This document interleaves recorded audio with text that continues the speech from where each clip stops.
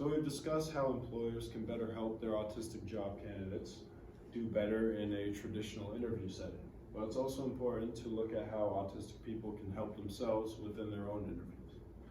Now, many tips for autistic people for their own interviews don't really differ much from neurotypical people. Such things as being prepared with the resume, knowing the job description, a firm handshake, good posture, and a thank you letter post-interview. Now, the big question is whether or not to disclose one's autism. Now, many fear that discrimination will happen if they disclose their autism diagnosis, while many others may want their interviewer to have knowledge of their diagnosis to expect behaviors that they may have otherwise unexpected without previous knowledge of their autism.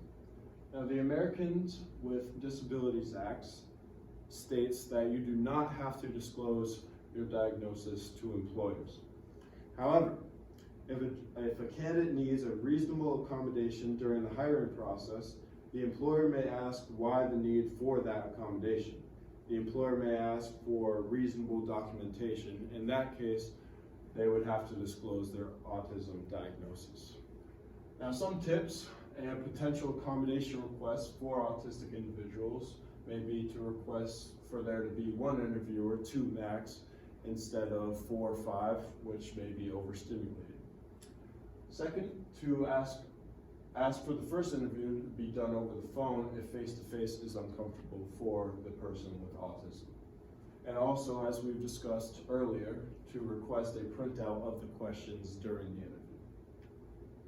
Now, overall, neurodiversity at work in the workplace.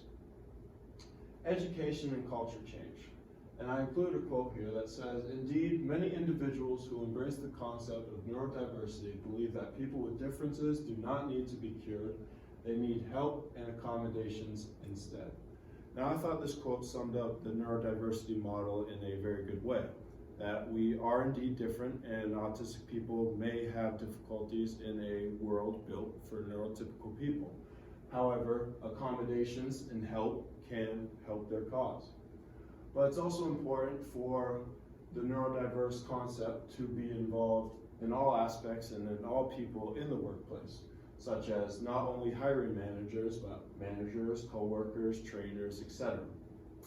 Now, workplace accommodations for autistic individuals are very manageable and have great potential for returns to the company. The autistic people bring a certain set of skills that maybe neurotypical people don't.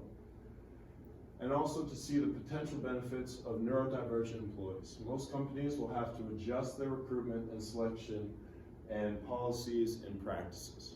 Thank you.